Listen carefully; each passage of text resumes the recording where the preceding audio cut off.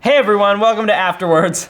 Let's talk about the session. So first off, these are my beautiful monsters that I'm making. This art is stolen, I apologize. But so these are my monsters. I'm using this awesome template that's been going around online, this Photoshop one. And yeah, so I'll probably post these later on. But we have my half-dragon bullywugs. So in this session, it's kind of become fairly obvious, and I think I outrightly say it in questions, comments, concerns, that there's obviously some dragon business going on, and we have some half-dragon bullywugs. So the dragons are there's obviously a black dragon. That kind of also explains why the swamp is starting to turn. These guys don't know that, but that's one of the things that the black dragon does, which is so awesome. It's one of my favorite things about the new monster manual in 5th edition, because it basically says it gives the dragon's presence an effect over an area.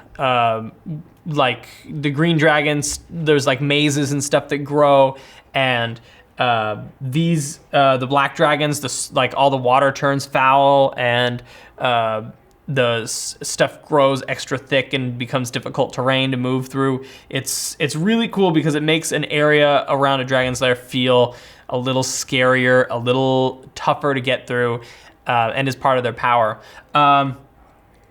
So that is that's a dragon. So I'll talk about each of my design monsters. The half-dragon bullywugs are just a challenge rating 2, and they feel bigger than they are because there's a lot of them.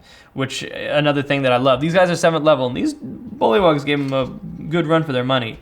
The first one has swamp camouflage, so they had advantage on hiding, and so they were like ducking down, hiding to try to get the jump on him. I was really, because of how combats have gone in past sessions, I've been really conscious about making sure that we have some ranged attacks, because we, as players, tend to like want to clump around some guys and just beat the shit out of them with their melee attacks.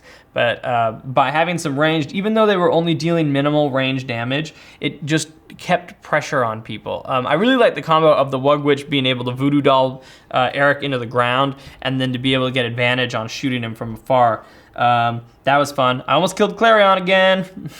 One of these days I'm gonna get him. The acid breath on the half-dragon bullywug is nasty. It has a recharge of 5 or 6, so every so often I would be rolling that. And yeah, it's 5d8 acid damage, or half as much on a successful save. But I was expecting not to recharge it as often as I did. And so really I expected to have like 4 goes at it, which is 66 damage, which spread amongst the 5 of them is fine. Plus this encounter was balanced for assuming they were all 7th level, but I forgot Clarion and Jamie are 8th level. So it should have been fine. It felt like a lot, but it really isn't. It just feels scary because I can't really use it that often. If I focus it on one person, it might fuck them up.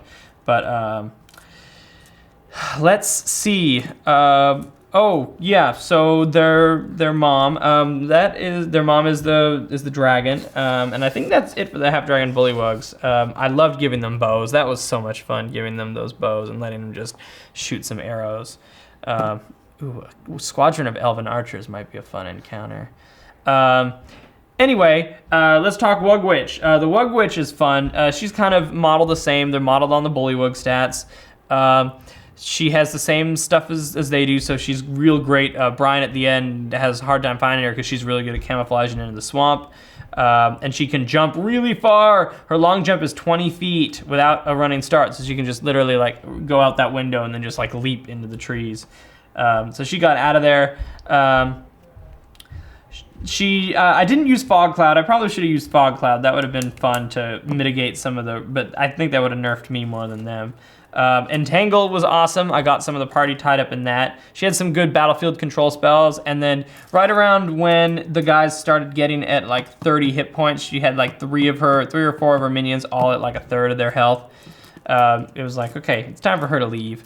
Especially with some of the stuff that Zach was pulling. He scares me because I don't know how to deal with him sometimes.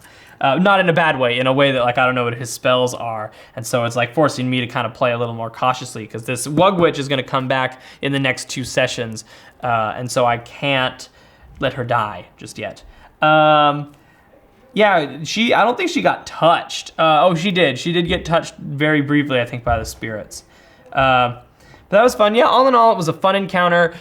We got some information. I helped them a little bit with putting the pieces together. I think forgetting the mask sort of really screwed them. I think they kind of ignored that, thinking it was a nothing when really it was an important clue. But I didn't want them to like go on the wrong path and mess up my plan. So I guess I don't know, maybe this is a good discussion to have. Is it kind of railroading them if I help them solve the puzzle to get them in the right direction? Or do you think it would have been better to let them go to, you know, the McCallett Marauders camp that Clarion remembers and have me sort of scrap session 5 and the next encounter in order to have them not give them any hints? But I felt like their characters would have the masks in their hands, so they would remember that they have them. And then they solve the puzzle themselves. So we're going back to the ossuarium. This is, because of the 6 episodes, I was really able to tightly set up and pay off a lot of things. So like it was supposed to be in episode 1, the funeral, and then we go back in episode 5. So now they did it in episode 2, and now we'll go back in episode 5 to the ossuarium, where I'll pay off the rest of the time travel shenanigans that I've set up, and we'll figure out what the whole rest of this is. We're sort of gearing up into the climax of this little arc. I'm very excited. I'll see you guys on Monday for another exciting episode 5. I keep pointing at the camera. I'll see you guys on Monday for episode 5, another exciting episode. And I'll see you next week for another episode afterwards. Follow me on Twitter. Check us out on the Reddits and on Patreon to help us keep doing what we're doing. Thank you for those of you who have helped us. And we will see you in a couple of days. Have a great rest of your week.